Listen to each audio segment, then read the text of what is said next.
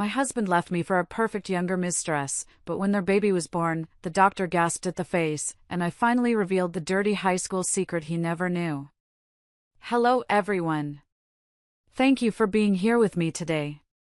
Before I begin my story, grab a warm cup of tea and get comfortable. I'd love to know what time of day you're watching this video. Please comment M for morning, A for afternoon, or E for evening. Now, let me take you into this story. You need to see this picture. It was 2 a.m. on a Tuesday, and my phone screen was the only light piercing the suffocating darkness of my bedroom. On the display was a photo sent by my ex-husband, Mitchell. It was a picture of his newborn daughter, born just hours ago to his perfect, wealthy, younger wife. But I wasn't cooing over the baby. I was laughing. I was laughing so hard that tears were streaming down my face, soaking into my pillowcase. Because the baby in that photo didn't look like the genetic perfection Mitchell had bragged about for months. The baby had a very specific nose. A nose like a hawk's beak, sharp and hooked. And a receding chin that looked like it was trying to retreat into the neck. I knew that face. I knew it better than anyone. And in that moment, I knew that the karma I had been waiting for hadn't just arrived, it had kicked down the door. But to understand why an innocent baby's face was the punchline to the darkest joke of my life, I have to take you back. Back to the night I thought my life was perfect, exactly 1 year ago. It was a blistering cold day in Chicago, the kind where the wind off the lake feels like it's peeling the skin off your face. But inside our colonial-style suburban home, everything was warm. The air smelled thick and sweet, a comforting blanket of Madagascar vanilla beans and rich cocoa powder. I had been on my feet for 6 hours, moving around the kitchen with the precision of a surgeon. It was June 12th. Our 8th wedding anniversary. I am a baker. Not professionally, at least not back then. I was an accountant by day, crunching numbers in a cubicle, but baking was my soul. It was my language of love. Mitchell loved my red velvet cake. He always said the store-bought ones were too dry, like eating red sawdust, but mine were moist, dense, and tasted like heaven. So, I had made a 3-layer masterpiece. I piped the cream cheese frosting into perfect rosettes, his favorite design. I had even tempered dark chocolate to write forever in elegant script on top. I set the dining table with the good china, the Lennox set we had received as a wedding gift from his aunt but were always too terrified to use. I polished the silverware until I could see my own reflection, a woman with hopeful hazel eyes and flour dusted on her cheek. I lit the tall taper candles at 6:30 sharp. I sat there, smoothing the linen tablecloth, waiting for the familiar hum of his BMW pulling into the driveway. Mitchell was a sales director for a high-end real estate firm in the city. He was always busy, always closing deals, always chasing the next big commission or the next step up the corporate ladder. I understood that. I supported that. I told myself that his ambition was for us, for our future, for the college fund of the children we hadn't had yet. 7 o'clock passed. The ice in the water glasses started to melt. 8 o'clock came and went. The candles were burning low, dripping wax onto my pristine tablecloth, looking like tears. I checked my phone for the 100th time. No missed calls. No texts. My stomach began to twist, a cold knot forming that had nothing to do with hunger. Mitchell had been distant lately, treating our home like a hotel and me like the maid, but he had never forgotten a major date. He prided himself on his memory, on his attention to detail. At 8:45, my phone finally buzzed. The sound echoed in the silent dining room like a gunshot. I grabbed it so fast I almost knocked over my wine glass. It was a text from Mitchell. Stuck with a client. Big crisis. Don't wait up. Go to sleep. I stared at the screen, reading those words over and over again until they blurred. No happy anniversary. No, I'm sorry, honey. No, I love you. Just a command. Go to sleep. I didn't reply. I couldn't. I blew out the candles. The smoke curled up, smelling like burnt wick and disappointment.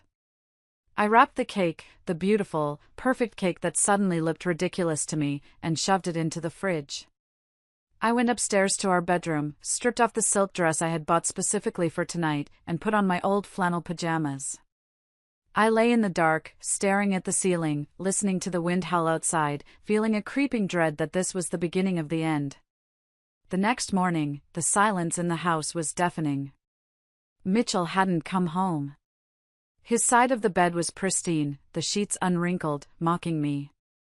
A panic started to rise in my chest, tight and suffocating. Had he been in an accident? Was he hurt? Was he lying in a hospital bed somewhere, unable to call me? I called his cell phone. Straight to voicemail. I called again. Voicemail. By 10 in the morning, I couldn't take it anymore. I called in sick to my accounting job and drove to his office downtown. The roads were icy, slush splashing against my windshield, and my hands were shaking so hard I could barely grip the steering wheel. I needed to see him. I needed to know he was okay. Maybe he had fallen asleep at his desk. He worked so hard. I would bring him a coffee. We would laugh about it. I walked into the sleek glass lobby of his firm. It smelled of expensive leather and ambition. The receptionist, a young girl named Sarah who usually greeted me with a bright, chatty smile, looked up. When she saw me, her face went pale. She stopped typing mid-sentence. "Valerie," she stammered, her voice dropping to a whisper. What are you doing here?" "I'm looking for Mitchell," I said, trying to keep my voice steady, though I felt like I was vibrating. "He didn't come home last night." I was worried. "Is he in a meeting?" Sarah looked down at her desk, rearranging papers nervously. She avoided my eyes. The silence stretched out, uncomfortable and loud. "Valerie," she said softly, finally looking up. "Mitchell isn't here." "Is he at a showing?" I asked, desperation creeping into my tone. "I can wait. I just need 5 minutes." "No," she said, and then she looked at me with an expression that I can only describe as pity. It was the kind of look you give a stray dog before you call animal control. "Mitchell doesn't work here anymore, Valerie. He resigned on Monday. He cleared out his office 2 days ago." I felt the blood drain from my face, leaving me lightheaded. "Resigned? That's impossible. He loves this job. He's up for a promotion. We just talked about his quarterly bonus last week." "He resigned," Sarah repeated gently, as if explaining something to a child. "He told everyone he was moving. He said he was starting a new life in Boston with his fiancée." The world stopped spinning. The lobby sounds, phones ringing, heels clicking on marble, the hum of the elevator, faded into a dull roar. "Fiancé?" I whispered, the word tasting like poison. "I'm his wife. I am Mrs. Evans." Sarah didn't say anything. She just bit her lip and looked away. Before I could ask another question, before I could process the betrayal that was slicing through me like a serrated knife, my phone buzzed in my coat pocket. It was a notification from our bank app. A priority alert. I looked down at the screen. The joint savings account. The account we had built for 8 years. The house fund. The future baby fund. Withdrawal, minus $145,000. Balance, $0. I don't remember the drive home.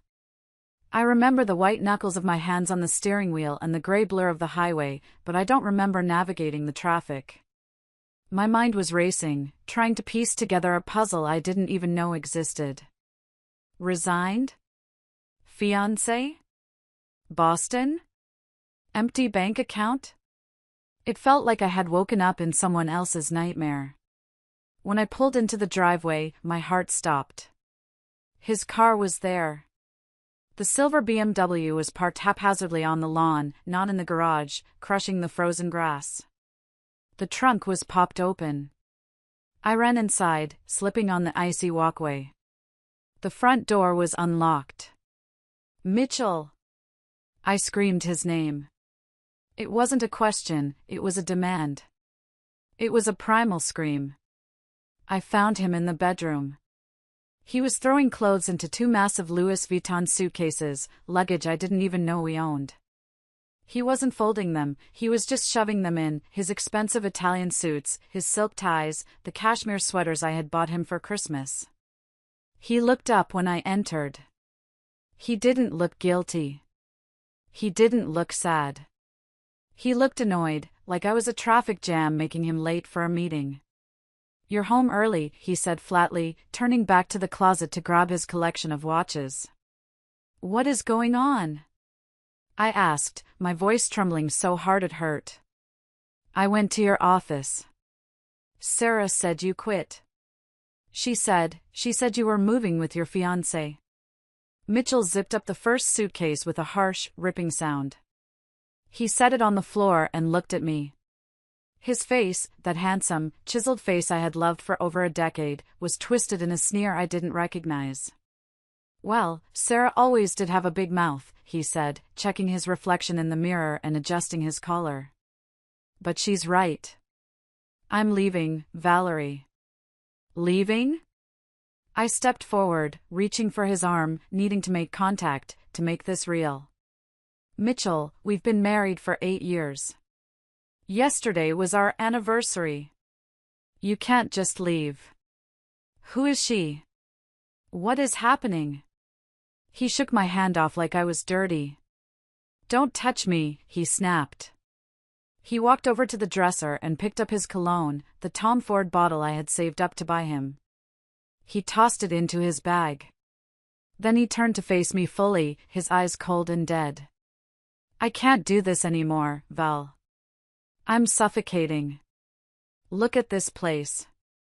He gestured around our bedroom, which I kept spotless. "Look at you." I looked down at myself. I was wearing my winter coat over jeans and a sweater.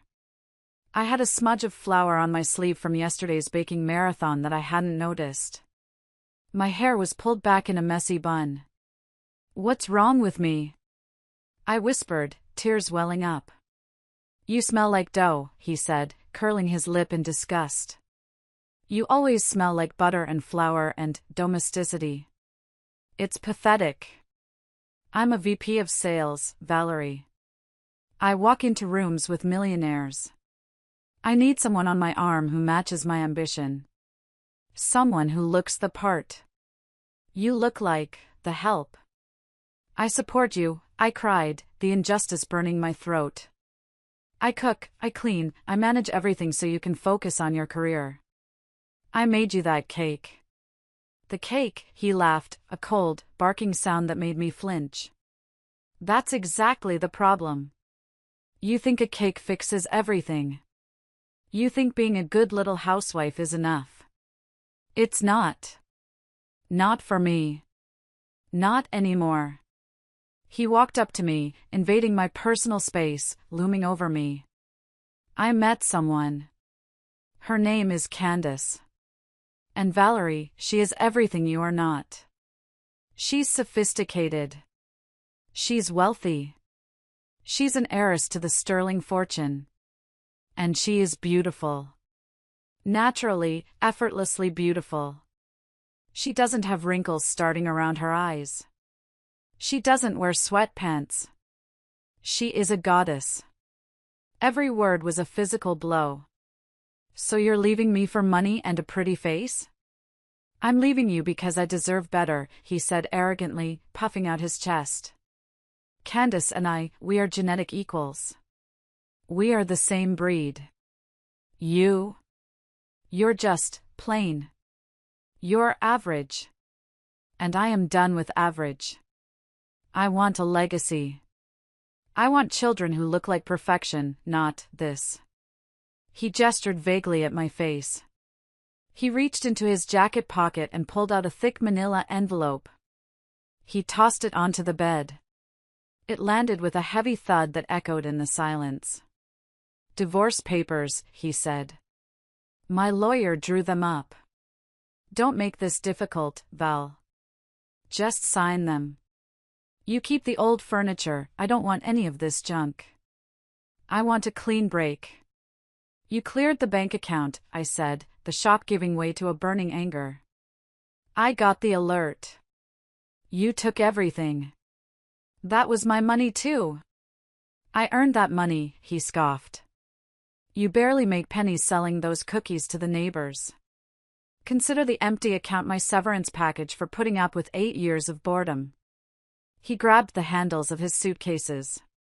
"I'm going to Boston. Candace is waiting. We have a flight to Paris tonight. Don't call me. Talk to my lawyer." He brushed past me, hitting my shoulder hard with his bag, knocking me back against the doorframe. I stood there, frozen, as I heard his heavy footsteps going down the stairs. The front door opened and slammed shut. The house shook.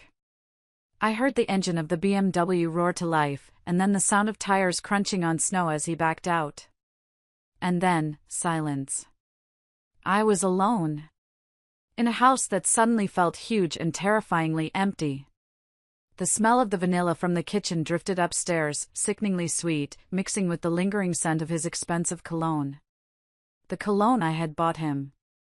I looked at the envelope on the bed. Divorce. Just like that. 8 years of marriage, erased because I smelled like flour and didn't have a trust fund. For a long time, I just stood there. I couldn't move. My brain was trying to process the trauma, but my body had shut down. Eventually, my legs gave out, and I sat on the edge of the bed, right next to the divorce papers. The room was spinning. My hands were shaking uncontrollably as I opened the envelope. It was all legal jargon, irreconcilable differences, dissolution of marriage, division of assets. But what caught my eye wasn't the legal text, it was the dates. The papers had been drafted 3 months ago. 3 months. He had been planning this for a quarter of a year. While I was planning our Thanksgiving dinner, ensuring his parents had the best seats, while I was buying him Christmas gifts, while I was planning this anniversary, he was sitting in a lawyer's office planning how to discard me. He had smiled at me across the table for 90 days, knowing he was going to destroy me. I felt a wave of nausea so strong I had to run to the bathroom. I splashed cold water on my face, staring at my reflection. Who was looking back at me? A woman who had been fooled. A woman who had been used. I needed to think. I needed to assess the damage. I went downstairs to his home office. He had cleaned up most of his personal items, his awards, his framed degrees, but Mitchell was arrogant, and arrogant people are often careless. He had left the shredder full, but the trash can wasn't entirely empty. I dug through the wastebasket. Underneath some crumpled drafts of resignation letters, I found a wad of receipts. My heart hammered against my ribs as I smoothed out the crumbled paper on the desk. First receipt, the Four Seasons Hotel in Chicago. A suite. 2 nights. Dated 3 weeks ago. That was the weekend he told me he was at a mandatory sales conference in Detroit. Second receipt, a luxury spa package for 2. The royal treatment. $600. Third receipt, this one made me stop breathing. It was from a high-end jeweler in the city. A diamond tennis bracelet. $5,000. Dated 2 weeks ago. $5,000. That was exactly the amount we had set aside for emergency house repairs. We had debated fixing the roof or upgrading the furnace. He had told me we needed to be frugal. He had scolded me for buying expensive vanilla extract. And then he took our safety net and draped it around another woman's wrist. I felt violated. It wasn't just the cheating, it was the financial abuse. I had been clipping coupons, buying generic brands, skipping vacations, and wearing clothes from 5 years ago to save that money. I thought we were a team building a future. In reality, I was the bank, and he was the robber. Then I saw something else in the pile of papers, a letter with a red stamp on it. I pulled it out. It was a notice from our landlord. Dear Mr. and Mrs. Evans, this letter confirms that you will be vacating the property by the end of the month as requested by Mr. Evans. The end of the month. That was in 2 weeks. I dropped the letter. I had no husband. I had no savings. And in 14 days, I would have no home. Mitchell hadn't just left me, he had scorched the earth behind him. He wanted to make sure I had nothing left to stand on. I walked into the kitchen, feeling like a ghost in my own life. The refrigerator hummed, indifferent to my collapse. I opened it and saw the red velvet cake. It sat there, perfect and red, a mockery of my devotion. I took the cake out. I didn't get a plate. I didn't get a fork. I sat on the cold kitchen floor, leaning against the cabinets, still in my coat. I pulled the plastic wrap off. I broke off a chunk of the cake with my hand and shoved it into my mouth. It tasted like ash. I tried to swallow, but I couldn't. I spat it out. I curled my knees to my chest and finally, the tears came. Not the polite, silent tears of a heartbroken wife, but guttural, ugly sobs that racked my entire body. I cried for the money. I cried for the wasted time. I cried for the embarrassment. I cried for the baby we never had. But mostly, I cried because I felt so stupid. Mitchell had called me plain and average. He said Candace was his genetic equal. I looked at my reflection in the oven door. My eyes were puffy, my hair was messy, and yes, I looked tired.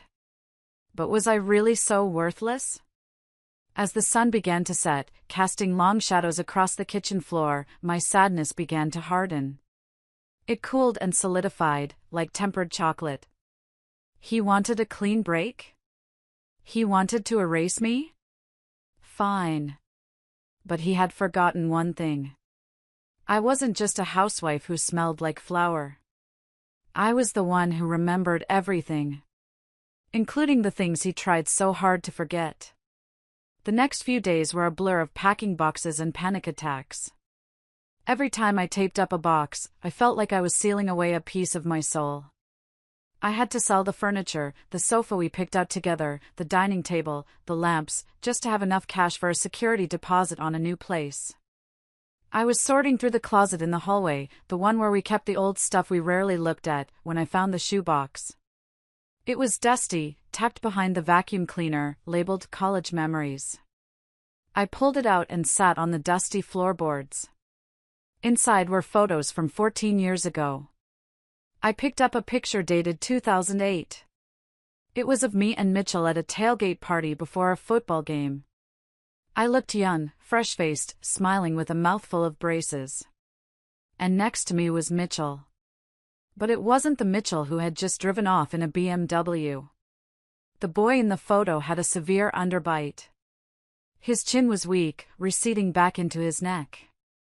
But the most prominent feature was his nose. It was large, hooked, and crooked from a childhood break that never healed right. His skin was pockmarked with severe acne scars. In college, the frat guys called him Mitch the Beak. He was insecure back then. Painfully shy. He wouldn't talk to girls. He wouldn't speak up in class. He walked with his head down, hiding behind his hoodies. But I saw him. I saw his kindness, or what I thought was kindness. I saw his ambition. I loved him, not despite his looks, but because I thought he had a beautiful heart that was just trapped in an awkward shell. I flipped the photo over. Val and Mitch, forever, was scrawled in my handwriting. I closed my eyes, and the memory washed over me. The night he cried in my dorm room. It was our senior year. He had been rejected from 3 internships in a row. "It's my face, Val," he had sobbed, his shoulders shaking. "They take one look at me and they see a loser. Nobody trusts a guy who looks like a cartoon villain. I'm never going to make it in sales. I'm hideous. My heart had broken for him. I was working 3 jobs at the time. I was a barista at 5 a.m., a tutor in the afternoon, and I shelved books at the library at night. I was saving every penny for my own student loans and my dream of going to culinary school in Paris. I had $20,000 saved. It was my freedom money. But I loved him. So I made a choice. A choice that haunted me now. I took my savings, my dream fund, and I gave it to him. Fix it, I had told him, handing him the check. Do whatever you need to do to feel confident. I believe in you. It took me 2 years to save that money. And I spent it on him in 1 day. I paid for his rhinoplasty. I paid for the jaw reconstruction surgery to give him that strong, masculine chin. I paid for the laser treatments to smooth his acne scars. I paid for the veneers to fix his teeth. I remembered the weeks of recovery. I changed his bloody bandages. I blended his food because his jaw was wired shut. I held his hand when he was in pain. I told him he was beautiful even when his face was swollen and purple. Then came the day the bandages came off. He looked in the mirror and cried. But they weren't tears of sadness. They were tears of awe.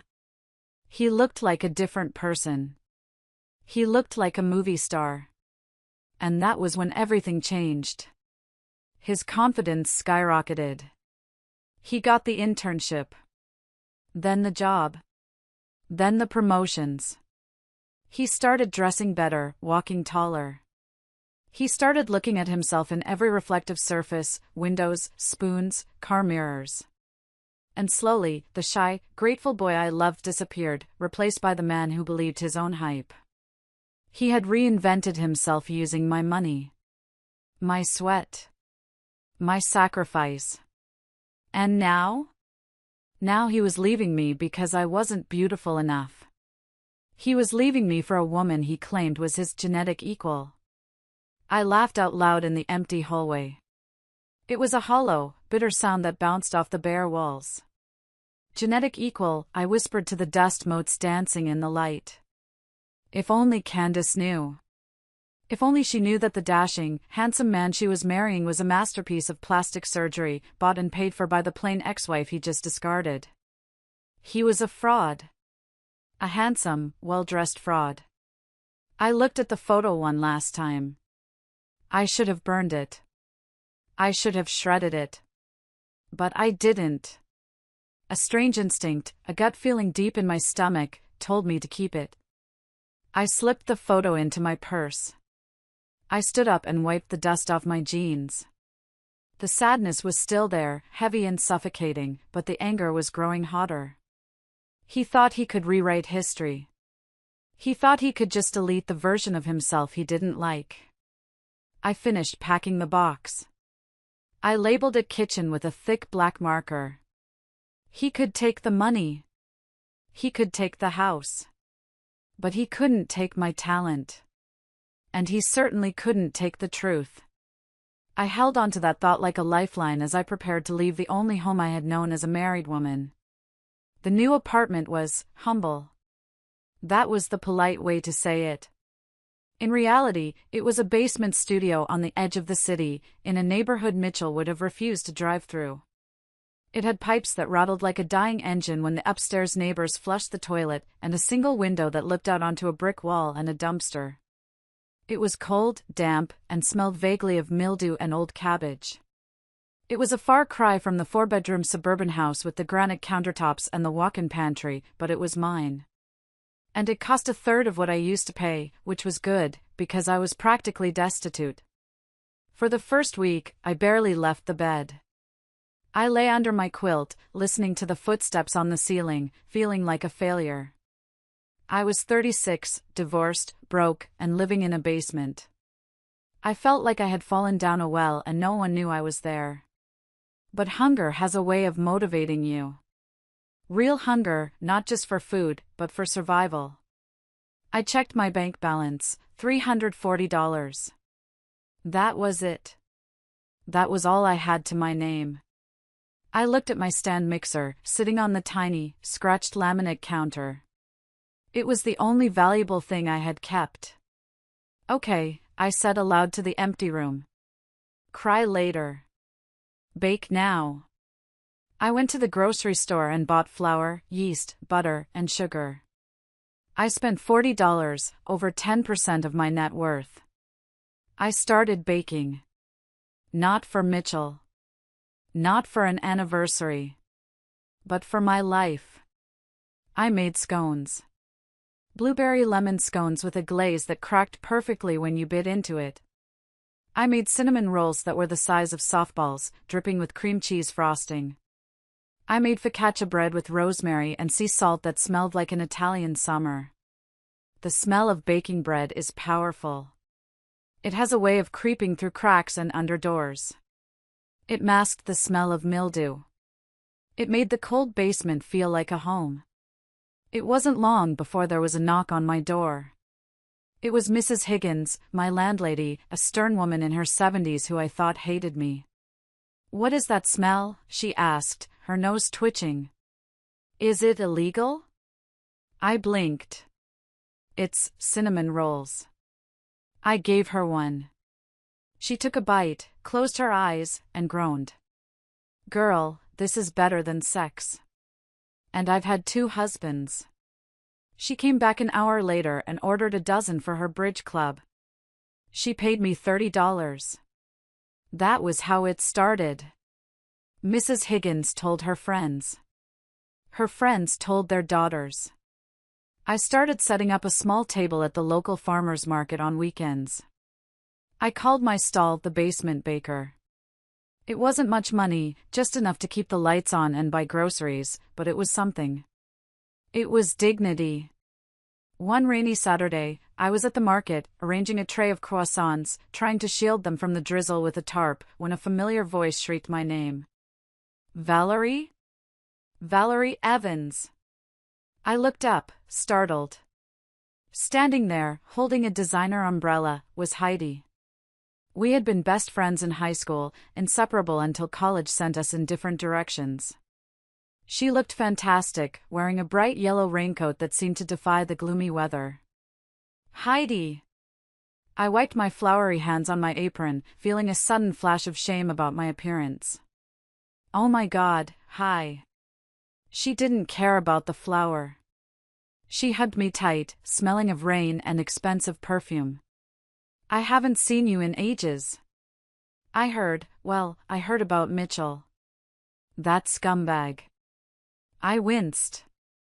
News travels fast in this town. "It's a small town disguised as a city," she said, rolling her eyes.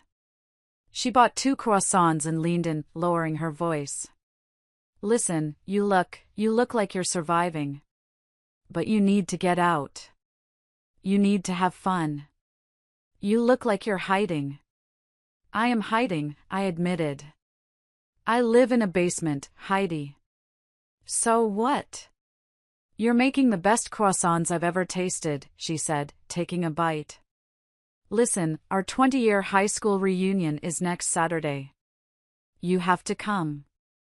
"No," I shook my head immediately, panic rising. "Absolutely not. I am not going to a reunion to have everyone pity me." "Oh, look, there's Valerie, the one whose husband left her for an heiress." "No, thank you." "Screw pity," Heidi said fiercely. "You're talented. You're free. And besides..." She lowered her voice to a conspiratorial whisper. "I heard a rumor." "What rumor?" "About the woman Mitchell ran off with. Candace Sterling." My stomach tightened at the name. It felt like a punch. "What about her?" "Apparently, she's not a stranger. People are saying she's actually from around here. That she grew up just a few towns over." "Sterling?" I frowned. "I don't know any Sterlings." "That sounds like old money." "Exactly," Heidi winked. Maybe she wasn't a sterling back then. Come to the reunion, Val. Get dressed up. Remind everyone who you are. And maybe we can dig up some dirt. Come on, do it for teenage Valerie who didn't take crap from anyone. I looked at my reflection in the display case. I saw the dark circles under my eyes, but I also saw something else. A spark. Okay, I said, taking a deep breath. I'll go. The reunion was held in the ballroom of the Marriott downtown. I spent 3 hours getting ready. I wore a simple black dress I had found at a thrift store for $15. I had tailored it myself to fit my curves, and honestly, with some red lipstick and my hair blown out in soft waves, I didn't look like the woman who cried on her kitchen floor. I looked formidable. Walking into that room was one of the hardest things I've ever done. It was loud, filled with bad DJ music from the 90s and the chatter of people comparing careers, hairlines, and divorces. I stuck close to Heidi, gripping my glass of cheap white wine like a weapon, trying to avoid eye contact with anyone who might ask, "So, what is Mitchell up to?" "Valerie?" A deep, warm voice came from behind me. It wasn't loud, but it cut through the noise. I turned around. Standing there was a man in a sharp gray suit that fit him perfectly. He had kind eyes, salt and pepper hair, and a smile that reached the corners of his eyes, creating lovely crinkles. "Russell?" I gasped.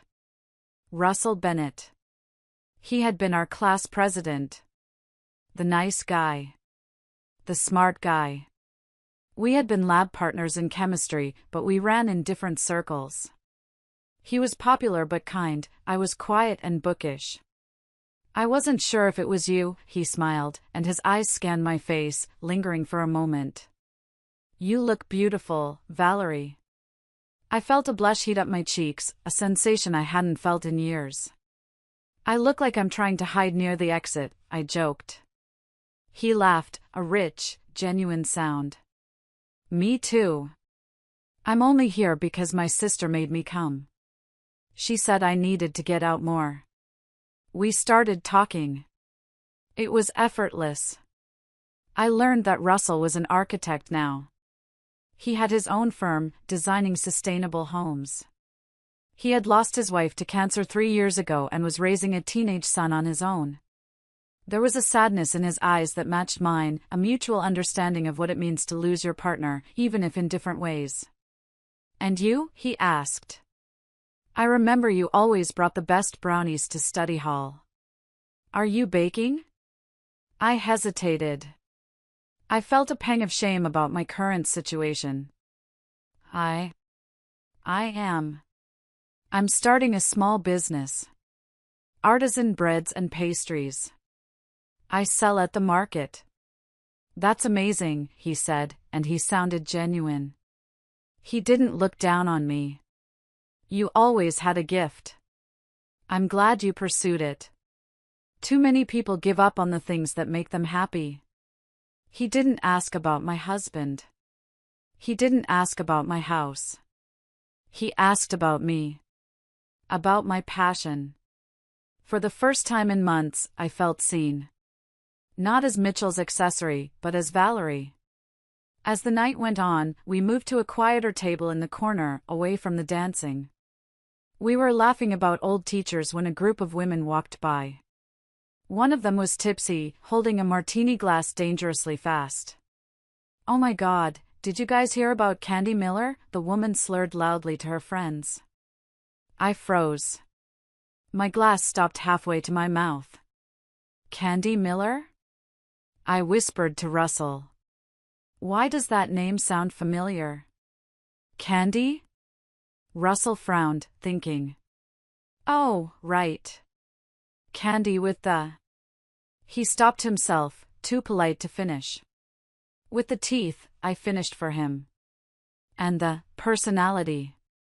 Candy Miller. The girl who sat behind me in English Lit.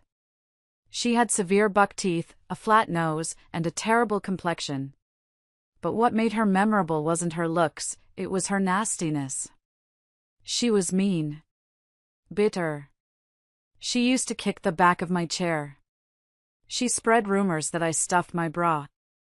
She hated me because I was the pretty one back then. Yeah, the tipsy woman continued nearby. I heard she moved to New York, married some billionaire, and changed her name. Like, totally reinvented herself. She goes by Candace something now. Good for her, Russell said, shrugging. Everyone deserves a second chance. But my mind was racing. Candy Miller. Reinvented herself. Changed her name. Candace. And then I thought about what Mitchell had said. Candace is her name. She's naturally beautiful. A genetic masterpiece. A strange, cold feeling washed over me. It was ridiculous. It couldn't be. Candy Miller, the girl with the most unfortunate genes in our class, and Candace Sterling, the heiress? Valerie? You okay? Russell touched my arm gently. His hand was warm. I'm fine, I said, forcing a smile, but my brain was firing on all cylinders. Just a ghost from the past. Russell walked me to my car at the end of the night. The parking lot was cold, but I didn't feel it. I'd like to see you again, Russell said. I have a lot of clients who need catering for open houses. And honestly, I'd love to try your scones. And maybe take you to dinner? I looked at him. He was stable. Kind. Real. I'd like that, Russell. I drove home feeling a strange mix of hope and suspicion. Hope because of Russell. Suspicion because of a name I hadn't heard in 20 years. I was humming along to the radio as I unlocked the door to my basement apartment. The meeting with Russell had left me feeling lighter than air. Maybe there was life after Mitchell. Maybe there was something better.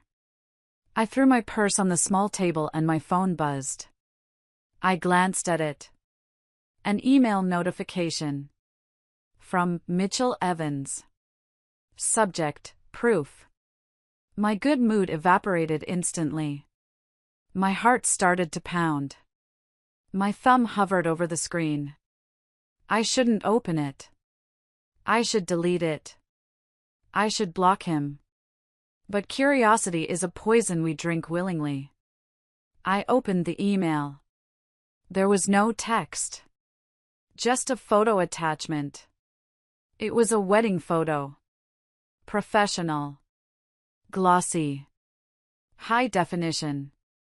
Mitchell was in a tuxedo, looking smug and polished, standing on what looked like a balcony in Paris. And next to him was the woman. Candace. I zoomed in. She was stunning. I had to admit it. Blonde hair cascading in perfect waves. A nose that was sculpted to perfection, dainty and upturned. High cheekbones that could cut glass.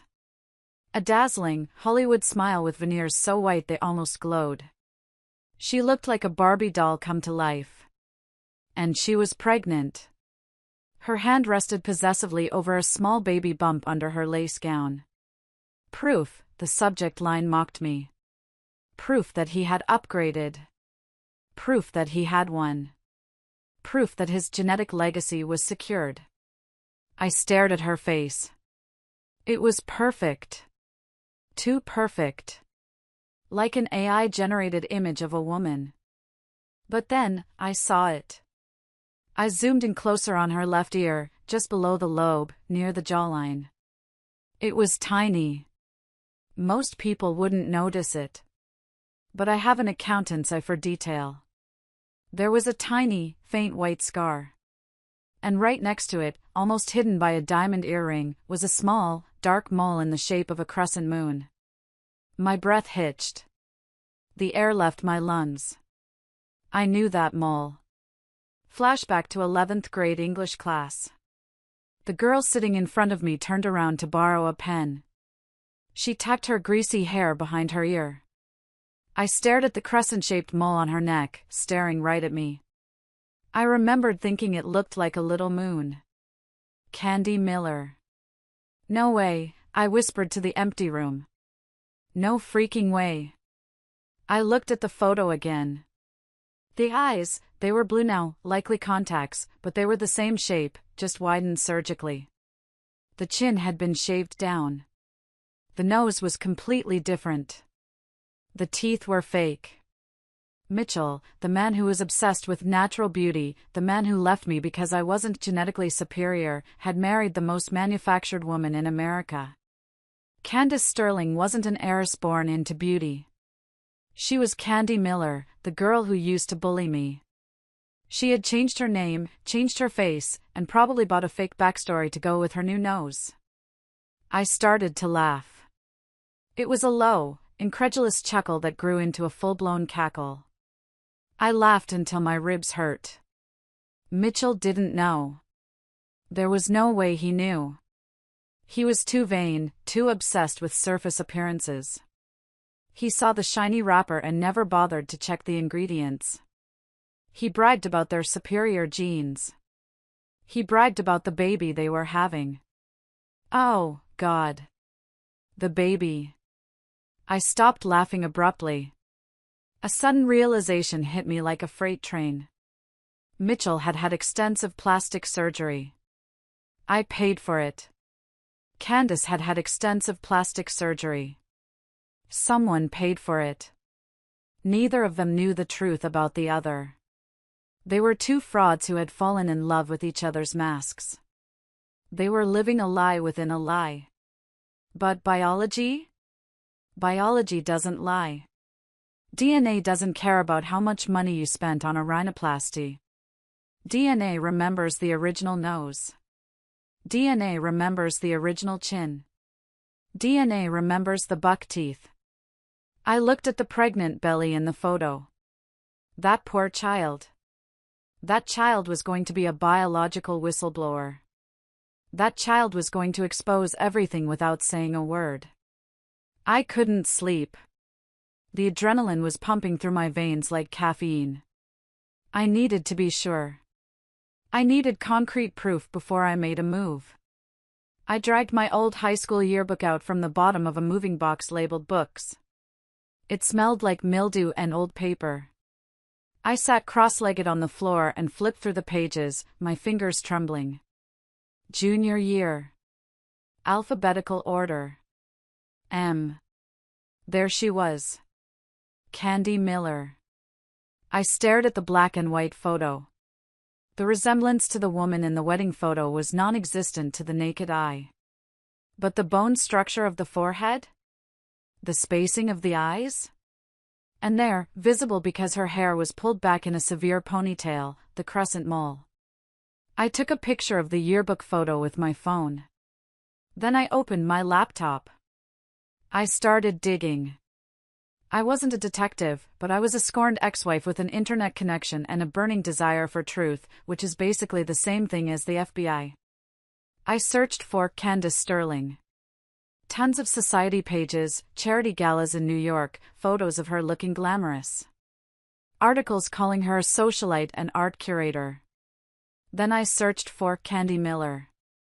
Nothing recent. It was like she dropped off the face of the earth after graduation. I tried deeper. I searched public records. Name change petitions. It cost me $20 to access the database, but it was worth every penny. And there it was. A court document from New York, dated 10 years ago. Candace Miller petitioning to change her name to Candace Sterling. Sterling wasn't a family name. It wasn't an old money dynasty. It was just a name she picked because it sounded rich. She literally branded herself like silver. Then I struck gold. I found an old blog. It was archived on the Wayback Machine, a site that saves deleted internet pages. It was an anonymous blog called Beauty from Pain, active about 8 years ago. The author documented her journey of transformation. The posts were raw and painful. Surgery number 1, rhinoplasty. Finally getting rid of the beak. The swelling is awful, but it will be worth it. Surgery number 3, jaw contouring.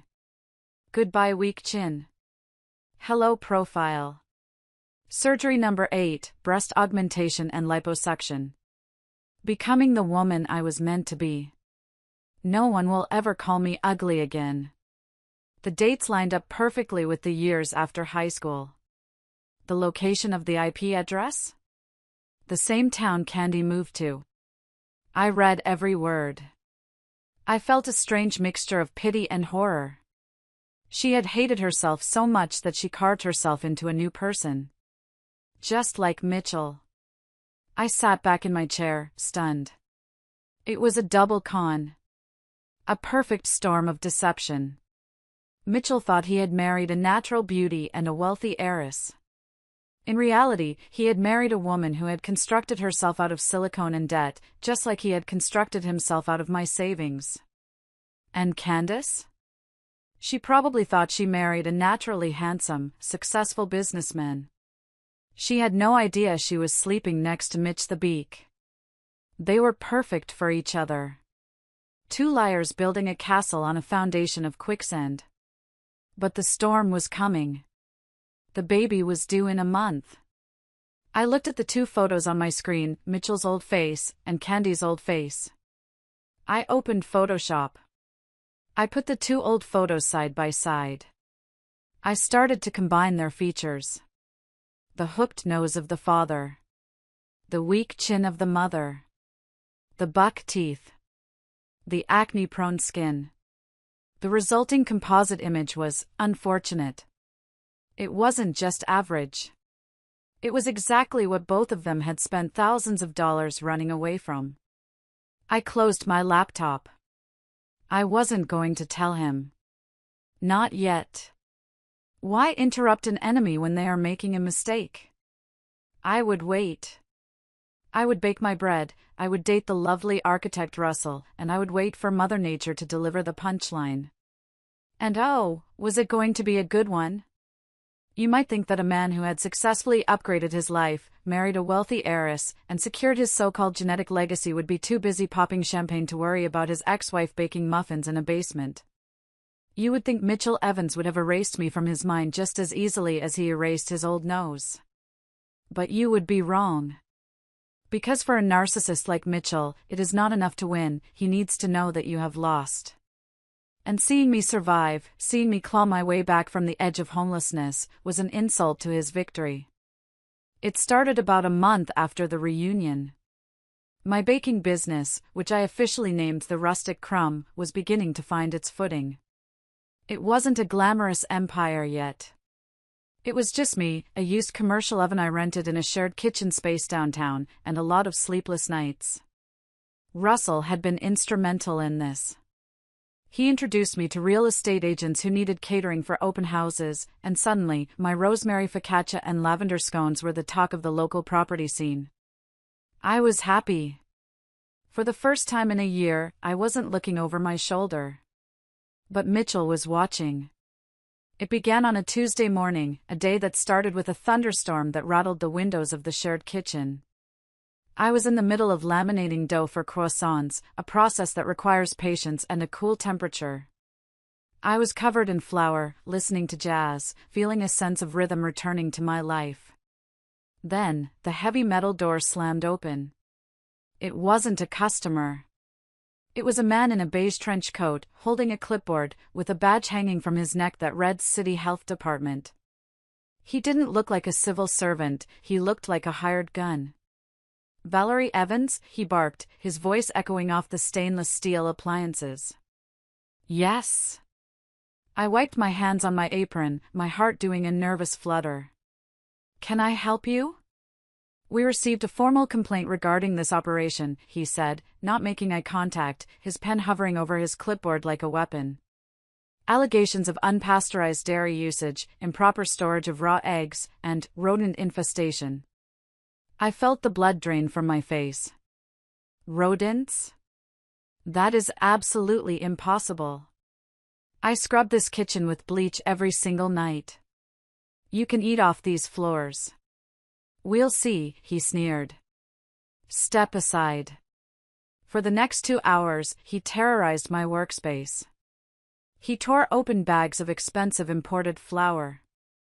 He jammed a thermometer into my resting dough so aggressively he ruined the proofing.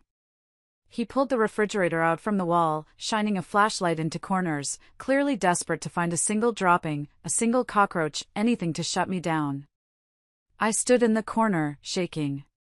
I knew I was clean, but I also knew that if he wanted to find a violation, he could invent one. He could red tag my equipment. He could freeze my operations.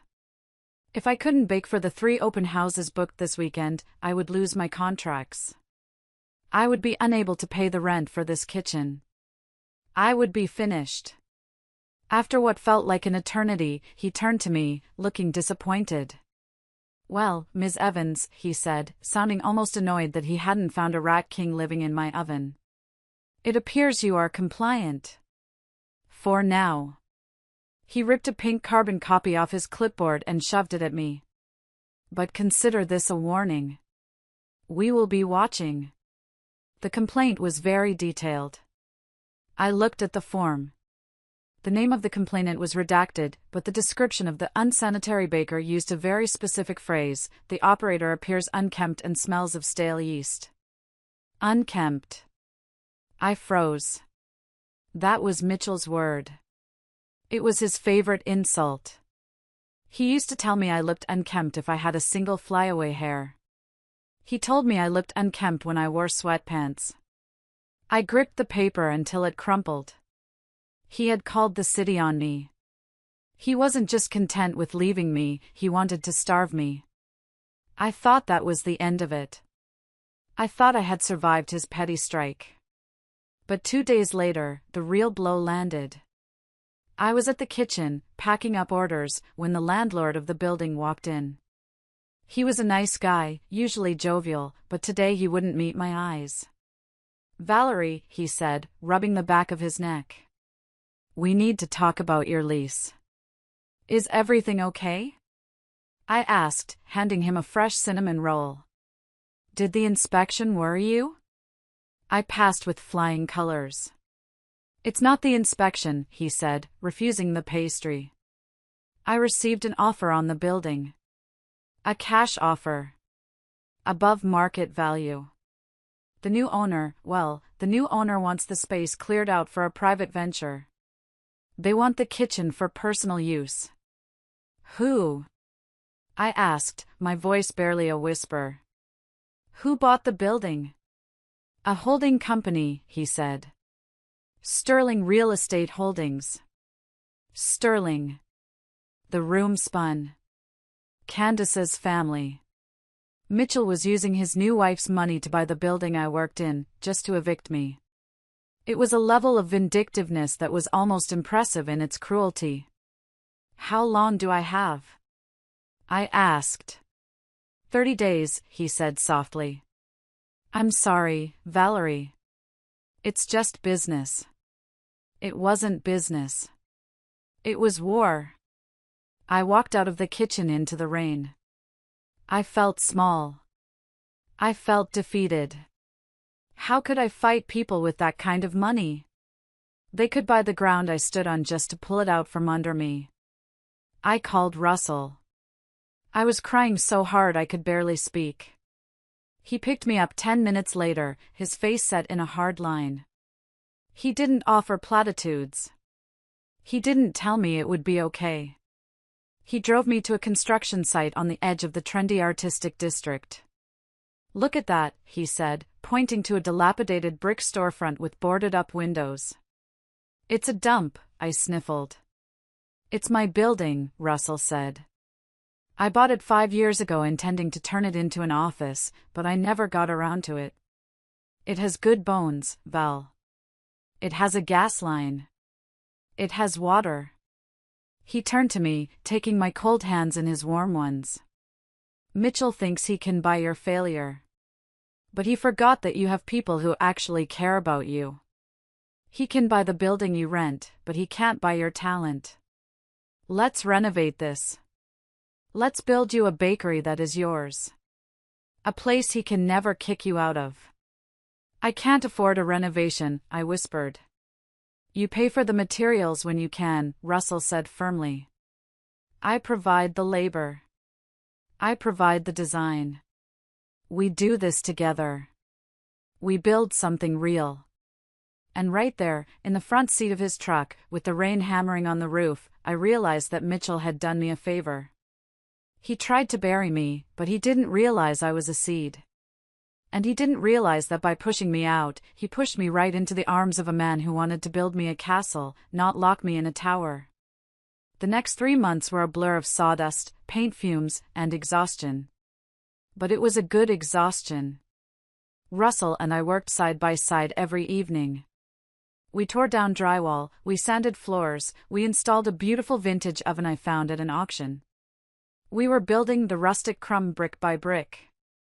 And as the bakery took shape, so did our relationship. It wasn't built on grand gestures or expensive jewelry, it was built on shared pizza on the floor at midnight, on laughter when we painted each other's noses by accident, on the quiet trust of two people creating a future. But the ghost of my past was still haunting the periphery. One afternoon, about 2 weeks before our grand opening, I was alone in the bakery, testing a new recipe for lavender lemon loaf. The door was unlocked because the contractor was coming in and out. I heard the door open and the click-clack of expensive heels on the unfinished hardwood floor. "We're not open yet," I called out from the back, wiping flour from my cheek. "Oh, I know.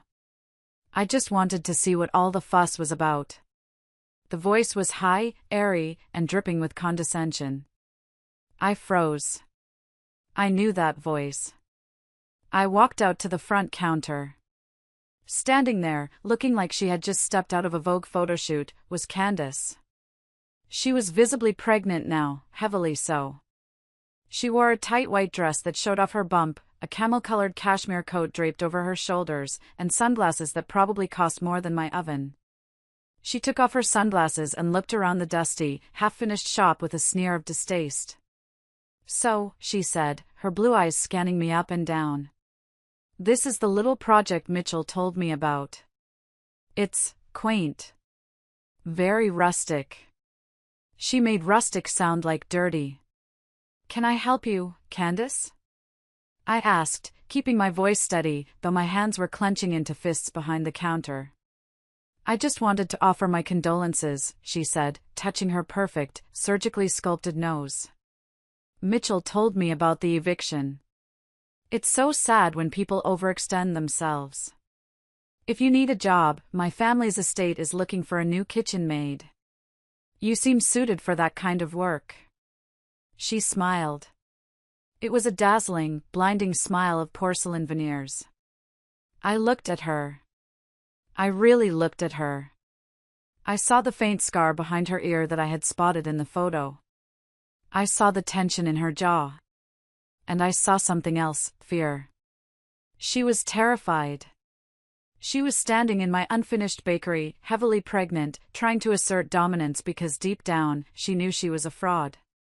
"I'm fine, Candace," I said. "And I don't need charity. Especially not from someone who lives in a house of cards." Her eyes narrowed. "Excuse me?" "You heard me. You look tired, Candace. Is the pregnancy hard?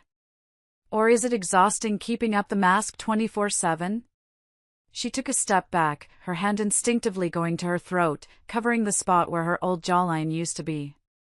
"You're just jealous," she hissed. "I have everything. I have the man, the money, and the baby. And you have flour." "I have the truth," I said simply.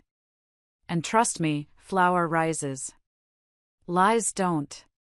She turned on her heel and stormed out, almost tripping over a paint can. I watched her go, feeling a strange sense of calm. She was brittle. One tap, and she would shatter. I went back to checking on Mitchell's social media that night. I needed to see if the cracks were showing there too. His feed was still a shrine to perfection. Post number 1, a photo of the nursery. "Ready for our princess. Imported Italian crib." Post number 2, a photo of Candace in the lavender field. My goddess. But then I saw the latest post. A video of a 4D ultrasound. I clicked on it. Usually, 4D ultrasounds are the pride and joy of expectant parents. They show the baby's face in golden detail, the nose, the lips, the chubby cheeks. But this video was strange. It was short, barely 5 seconds. It showed a foot. It showed a hand. It showed the curve of the spine. But every time the camera panned towards the face, the video cut away or blurred out. The caption read, "She's a little camera shy. Keeping her beauty a surprise for the world. #mysterygirl #genetic jackpot." I sat on the couch with Russell, showing him the phone. Camera shy? I scoffed. Russell, look at this. Who posts a 4D ultrasound and hides the face? The whole point is to see the face. Russell frowned, studying the video. Maybe the baby was turned away? Maybe she had her hands over her face? No, I said, rewinding the video. Look at the edge of the frame here. Just for a split second. Before the cut. We paused it. There, in the blurry corner, was a profile view. It wasn't the cute button nose of a Gerber baby. It was a sharp, prominent hook. That's not a button nose, Russell whispered. That, I said, feeling the adrenaline spike, is Mitchell's nose. His real nose. The one he paid $20,000 to chop off. He knows, Russell said, looking at me. He must have seen it during the scan. He saw it, I agreed. And he's terrified. He's hiding it. He's calling it camera shy because he can't admit that his genetic jackpot is actually a genetic receipt. The baby was due in 3 days. The clock was ticking. And Mitchell was holding his breath, hoping that somehow, miraculously, the baby would come out looking like the Instagram version of his life. He had no idea that biology was about to expose him in the most brutal way possible. The baby didn't come in 3 days. She took her time, as if she knew her arrival would burn the kingdom down. She arrived 10 days late, on a night when Chicago was being battered by an early winter storm. I was awake at 2 a.m. I couldn't sleep. The wind was howling around my apartment building, shaking the window panes. I had a feeling. A deep, primal instinct that something was happening. I was sitting at my kitchen table, going over invoices for the bakery, when my phone lit up. The name on the screen made my breath catch in my throat. Mitchell. He hadn't called me since the day he left. He communicated only through lawyers and emails. Why was he calling me in the middle of the night? I let it ring 3 times. My hand hovered over the phone. Part of me wanted to ignore it. Part of me wanted to let him drown in whatever crisis he was in. But curiosity is a powerful drug. And I knew, deep down, what this call was about.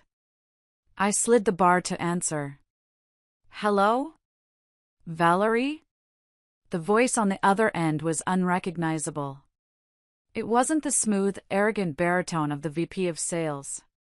It was high, thin, and laced with a panic so raw it was almost contagious. He sounded like he was hyperventilating in a closet. Mitchell? I asked, keeping my voice cool. It's 2 a.m. Why are you calling me? She's born, he stuttered. The baby. She's here. Okay, I said slowly. Congratulations. I assume you're calling to brag? Did she come out holding a trust fund? No, he hissed, and I heard him choke back a sob. Valerie, you have to listen to me. Something is wrong. Something is terribly, horribly wrong. Is she sick? I asked, feeling a genuine spike of concern. No matter how much I hated Mitchell, I didn't wish harm on a child. Is she in the NICU? Is she breathing? She's healthy, he whispered, the word sounding like a curse. The doctors say she's perfectly healthy.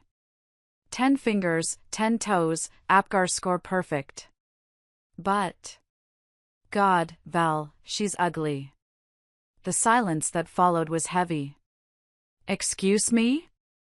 I asked, blinking into the darkness of my kitchen. She's hideous, Valery. His voice cracked, rising in hysteria.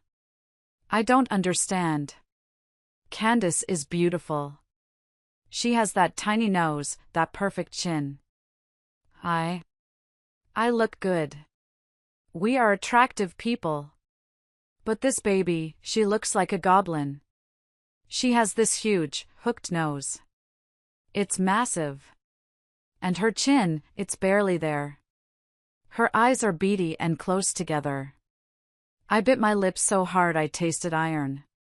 He was describing himself. He was describing the face I had kissed 1,000 times in our college dorm room. He was describing the face he had hated so much he tried to slice it off. Newborns are often swollen, Mitchell, I said, playing the voice of reason. They look squashed from birth. It changes. No, he cried. This isn't swelling. This is bone structure. I'm looking at her right now through the nursery window. She looks like a witch. And she doesn't look like Candace. Not one bit. Candace is a delicate flower. This baby is, coarse. How is Candace taking it? I asked. She won't hold her, Mitchell whispered, the horror in his voice intensifying. She took one look at the baby when they put her on her chest and she started screaming. She screamed, "Take it away. That's not mine." She's hysterical, Val. She's sedated now. She thinks the hospital switched the babies. Did they? No. I was there. I watched the whole thing. There was no switch. That thing came out of her. He paused, and his voice dropped to a dangerous, poisonous growl. Valery, I think Candace cheated on me. My heart hammered against my ribs. What makes you say that? Because there is no way this child came from me and her, he said. Two genetically superior people don't make this. She must have slept with some ugly, troll-like man. Maybe for money? Maybe an old ex? I don't know. But I'm going to find out. What are you going to do? I already did it, he said. I swabbed the baby's cheek while the nurse wasn't looking. I have a buddy who runs a private lab downtown. I'm driving the sample over there right now. I need a paternity test. If this kid isn't mine, I'm going to destroy her. I'm going to leave her with nothing. I sat there in the dark, clutching the phone. The irony was so thick I could choke on it. He suspected infidelity because he couldn't recognize his own original face. He had erased his past so thoroughly that he didn't even recognize it when it was staring up at him from a plastic bassinet. Mitchell, I said softly. You need to calm down. Wait for the test. I can't calm down, he shouted, and I heard a car horn honk in the background. My life is over. I posted about the legacy. I promised the world perfection. How can I show this baby on Instagram? People will laugh at me. My clients will laugh at me. People will laugh at me. That was it. That was the core of his soul. Not that his child was unloved, not that his wife was distraught, but that he would be embarrassed. Go get the test, Mitchell, I said. Call me when you get the results. Why are you picking up? He asked suddenly, suspicious. Why are you listening to me? Because, I said, a small, cold smile playing on my lips. I want to know the truth too. I'm very invested in your legacy. I hung up. I didn't go back to sleep. I went to the kitchen and made a pot of coffee. I opened my laptop and pulled up the folder I had created months ago. The folder named the receipt. The weapon was loaded. The target was painting a bullseye on his own forehead. I was just waiting for him to pull the trigger. The next 24 hours were excruciating. I went to the bakery, but I was on autopilot. I overproofed the sourdough. I burned a batch of cookies. My mind was entirely focused on that private lab downtown and the piece of paper that was about to shatter Mitchell's world. I told Russell everything. We sat in the back of the bakery, surrounded by sacks of flour. So he really thinks she cheated? Russell asked, shaking his head in disbelief. He can't see the resemblance? He can't, I explained. He has dysmorphia about his past self. He has mentally blocked out what he used to look like. He sees himself as the man in the mirror now. He thinks he was born this way. And Candace? She's the same, I said. She probably thinks the baby looks like Mitchell's ugly ancestors. They are both blaming each other's gene pool, not realizing they are looking at a mirror. What happens when the test comes back positive? Russell asked. Then the walls close in, I said. He will have no explanation. He will be forced to face the fact that he created this child. And that's when I open the door and show him the monster. At 6 p.m., my phone rang. Mitchell. I answered on the first ring. I didn't even say hello. Well, it's mine, he said. His voice sounded dead. Hollow. Like a man walking to the gallows. The test came back. 99.99% probability of paternity. She's mine. Okay, I said. So Candace didn't cheat. I don't understand, he whispered, and I could hear the sound of him pacing on pavement. If she's mine, and Candace is the mother, and we are both beautiful, why? Why does she look like that? Did something go wrong in the womb? Is it a mutation? Val, she has this nose. It curves down like a hawk. It's huge. Mitchell, I said, keeping my voice steady. Where are you right now? I'm in the hospital parking lot. I can't go back up there. Candace is threatening to sue the hospital for swapping babies, even though the DNA proves it's ours. Her parents are there. They're looking at me like I polluted their bloodline. Her father asked me if there was deformity in my family history. Deformity, I repeated. That's a harsh word. It's the truth, he cried. I look at that baby and I feel sick. I feel like I'm looking at a stranger. A stranger who ruined my life. I took a deep breath. This was it. The moment. He was broken. He was confused. He was begging for an answer. Mitchell, I said, my voice dropping an octave. You're looking for an explanation. You're looking for a reason why two perfect people created a child that doesn't fit the picture. Yes. Do you know something? Val, please. You've been acting strange. If you know something, tell me. I paused. I let the silence stretch out, creating a vacuum that he was desperate to fill. I sat there, gripping the phone, looking at the blinking cursor on my laptop screen where the send button waited. I held the key to destroying his entire reality in my hand. It's a heavy thing, holding the truth when everyone else is living a lie. If you are listening to this and you've ever been made to feel like you weren't enough because of how you looked, or if you've ever been betrayed by someone who valued superficial things over your heart, I need you to do something for me. Pause this video right now. Scroll down and hit that like button. Then, in the comments, type the number 1. Just the number 1. Let me know you're here. Let me know you're standing with me in this kitchen, waiting to drop the hammer on a man who thought he could buy perfection. Your support tells me I'm not crazy for doing what I'm about to do. Type 1 so I can see my army. Are you ready? Because I didn't just tell him. I showed him. Mitchell, I said into the phone. Check your email. I just sent you something. My email? What? Just open it. It explains everything. I heard the rustling of clothes, the beep of a car unlocking as he presumably got his iPad or checked his phone.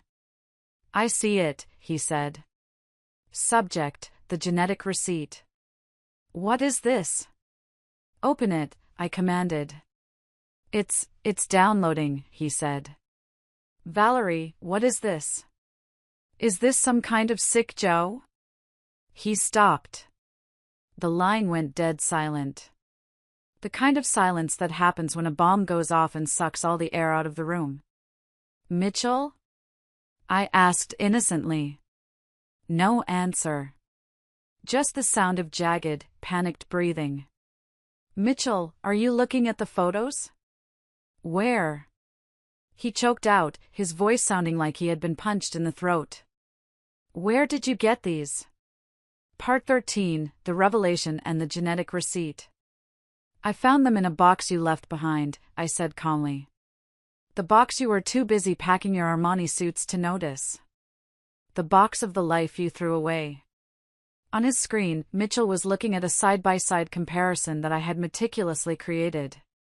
On the left, a photo of Mitchell at age 18. The real Mitchell. The Mitchell with the hooked nose, the weak chin, the bad skin. The Mitchell I had loved and paid to fix.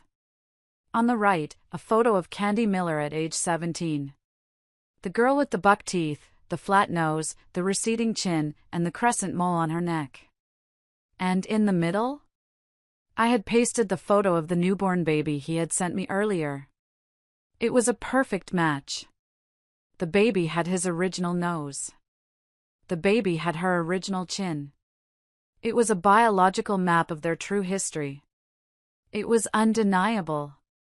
You see, Mitchell, I said, my voice clear and sharp, cutting through his panic.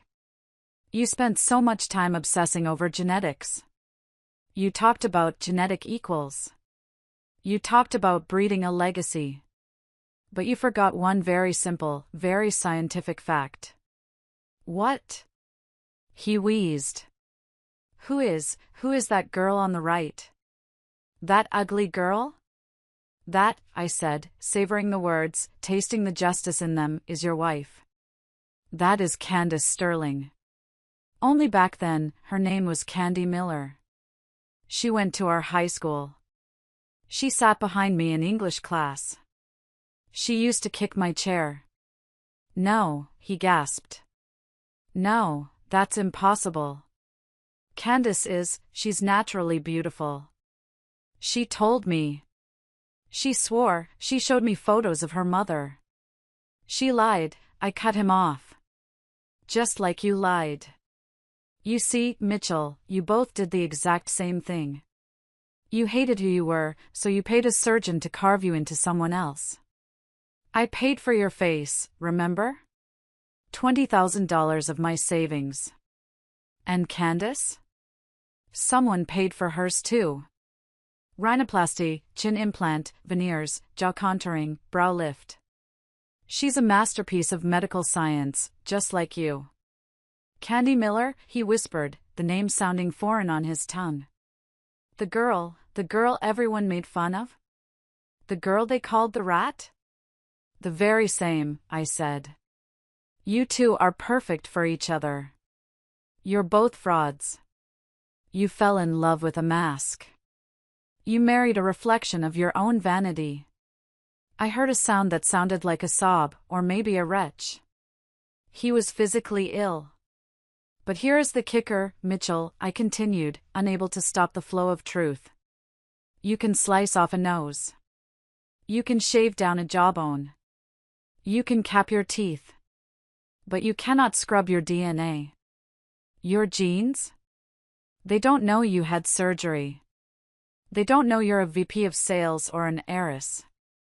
They just know the code they were born with. The baby. He stammered. The baby is innocent, I said fiercely. She is the only honest thing in your entire life right now. She is showing the world exactly who her parents really are. She has your nose, Mitchell. The nose you were so ashamed of that you let me spend my life savings to chop it off. And she has Candace's chin. The chin she changed her name to hide. Oh my God, he moaned. Oh my God. I'm ruined. You wanted a legacy? I asked. You got one. That baby is your legacy. She is the truth you tried to bury. Does Candace know? He asked, his voice trembling with fear. Does she know about me? About you? I asked. I doubt it. Does she know you used to look like Mitch the Beak? Does she know her husband is a plastic creation funded by his ex-wife? Probably not. Just like you didn't know she was Candy Miller. You conned each other. She tricked me, he shouted suddenly, anger replacing the shock. She lied to me.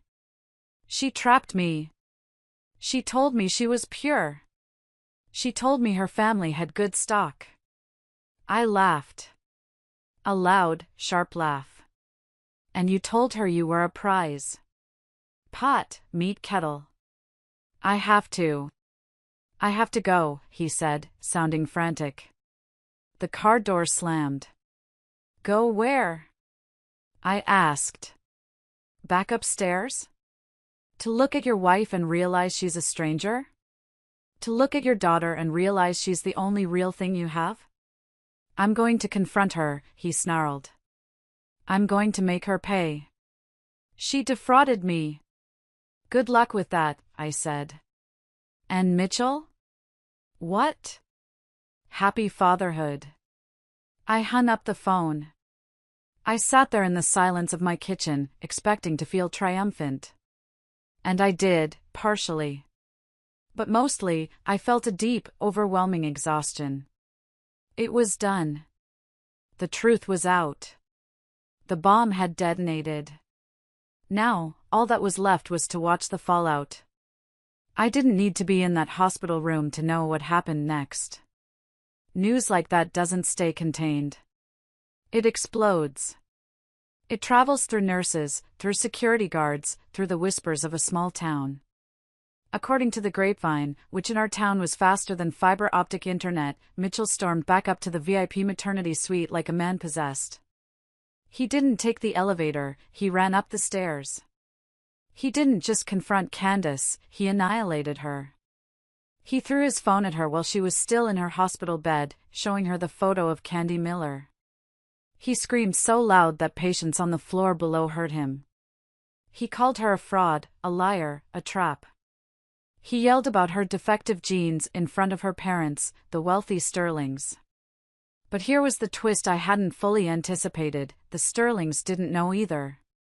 Apparently, Candace had told her parents she needed the surgeries for medical reasons: a deviated septum from a fall, jaw alignment issues for TMJ, corrective dental work for health.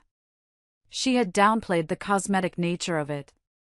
She had conned her own parents into funding her new face. When Mitchell laid it all out, the name change, the secret blog, the total reconstruction, the room imploded. Candace, fueled by postpartum hormones, pain, and humiliation, fought back. She didn't cower. She attacked. She screamed about his nose. She screamed about his fake chin. You think you're some prize? She reportedly shrieked, ripping the fore out of her arm in her fury. Valerie told me everything. She told me she paid for your face. You're just a broke salesman living on credit. You have more plastic in your face than I do. Wait. Valerie told me? I hadn't told her. But then I realized, that day in the bakery. When I told her I have the truth. She must have dug into him. She must have found something, or maybe she just guessed. Or maybe Mitchell, in his arrogance, had let something slip. The nurse's station was abuzz. Code Gray, security threat, was called. The security guards had to physically separate them. Mitchell was escorted out of the hospital, still screaming about annulments and fraud. Candace was left sobbing in a room full of expensive flowers she couldn't smell because her nose was congested from crying, holding a baby she couldn't look at. The perfect family had lasted exactly 6 hours. The next day, the social media purge began. It was brutal and swift. The nursery photos? Deleted. The maternity shoot? Gone. Mitchell's profile status changed from married to nothing. His bio changed from building a legacy to blank. And the baby? The innocent little girl named Bella? She was in the nursery, being cared for by nurses, while her parents declared war on each other in lawyers' offices. Heidi called me 2 days later. Val, it's a bloodbath. Mitchell is suing for fraud, claiming she tricked him into marriage under false pretenses. Candace is countersuing for emotional distress and defamation. They are fighting over who has to take custody, not who gets to. Neither of them wants the baby. They are treating that child like evidence in a crime scene. That's heartbreaking, I said, and I meant it. Poor kid. She didn't ask for any of this. Yeah, Heidi said. But you know what the worst part is? Candace's mom, Mrs. Sterling? She was overheard asking the doctor how soon a child can have corrective rhinoplasty. She asked if they could do it before she starts preschool so she doesn't embarrass the family. I felt sick. They hadn't learned a thing. They were just looking for the next fix. The next surgery. The next lie to cover up the truth. They were willing to carve up a child just to maintain their delusion. 3 months passed. The snow had melted, and spring was trying to break through in Chicago. I was in my new bakery, the Rustic Crumb. It was fully open now, and it was beautiful. The exposed brick walls, the smell of fresh sourdough, the line of customers out the door. It was everything I had dreamed of. I was behind the counter, boxing up a dozen lavender cupcakes for a regular customer, when the bell above the door chimed. The crowd parted. People stopped talking. The atmosphere shifted from warm to icy in a second. Standing there was Mitchell. But not the Mitchell of old. Not the Mitchell in the bespoke suit. The Mitchell who stood in my bakery looked like a shadow. His expensive coat was wrinkled and stained. He hadn't shaved in days, and the stubble revealed the faint, pitted scars of his old acne that the stress was bringing back out. His eyes were bloodshot. He looked average. He looked tired. He looked broke. He walked up to the counter. He didn't look at the customers staring at him. He only looked at me. Valery, he croaked. His voice was raspy. Mitchell, I said, wiping my hands on my apron. I didn't feel fear. I didn't feel love. I didn't even feel hate. I just felt pity. He was small. What do you want? I'm busy. Can we talk? He asked. Please. Just for a minute. I have nowhere else to go. Russell appeared from the back kitchen. He was holding a tray of hot croissants. He saw Mitchell, set the tray down, and came to stand next to me. He didn't say anything, just crossed his arms. A silent sentinel. A wall of protection. Mitchell looked at Russell, tall, rugged, naturally handsome, covered in honest flour, and shrank a little. Talk here, I said. I have nothing to say to you in private. Mitchell looked around at the listening customers. He licked his dry lips. I made a mistake, he whispered. A huge mistake. Candace, she's crazy. Her family is trying to bankrupt me. They fired me from the firm. They blacklisted me in the city. I have nothing, Val. I'm living in a motel on the highway. And? I asked, cold as ice. What does that have to do with me? And? I miss you, he said, trying to summon that old charm, but it fell flat. It was pathetic. I miss us. I miss this. He gestured vaguely at the bakery. I miss real food. I miss a real home. You were the only one who loved me for me. You fixed me, Val. Remember? You made me. I paid for your surgery, I corrected him loud and clear. I didn't make you. You made yourself into a monster. I can change, he begged, reaching across the counter, his hand shaking. Take me back. We can start over. I'll be better. I swear. We can raise the baby together. You always wanted a kid, right? We can get custody. Candace doesn't want her. You can fix her too. The bakery went silent. You could hear a pin drop. Fix her? I repeated, my voice trembling with rage.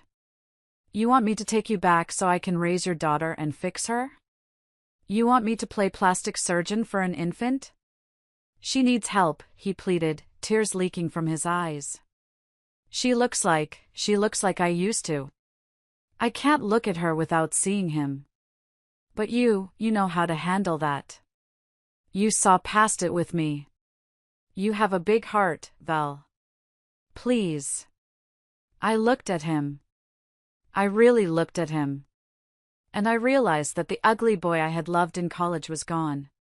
He hadn't been fixed, he had been destroyed by his own vanity. Mitchell, I said, loud enough for everyone to hear. I didn't love you because I wanted to fix you. I loved you because I thought you were broken but kind. But you weren't broken. You were just rotten. And plastic surgery doesn't fix a rotten soul. I pointed to the door. Get out, I said. Val, please. I have no money. I haven't eaten. Get out! Russell stepped forward, his voice booming like thunder. Mitchell flinched. He looked around the room, seeing the judgment in everyone's eyes. He saw the success I had built without him. He saw the love I had found without him. He saw that I was the one shining, and he was the one in the dark. He hung his head. He turned around and walked out into the slushy snow, looking smaller than I had ever seen him. The divorce between Mitchell and Candace was finalized a year later. It was one of the messiest, most expensive, and most public divorces in the county. Mitchell lost everything. The job, the reputation, the money. He moved back to his parents' house in Florida, working as a car salesman at a used lot. I heard he spends most of his paycheck on alimony and child support for a child he refuses to visit. He tells people he never wanted kids. He tells people he was trapped. Candace kept the baby, but mostly out of spite and to maintain the appearance of a devoted mother for the social pages. But she never posts photos of Bella's face. Never. If she does post a photo, there's always a heavy filter, or a giant bow covering her forehead, or the baby is facing away. Rumor has it that Bella is being raised by nannies.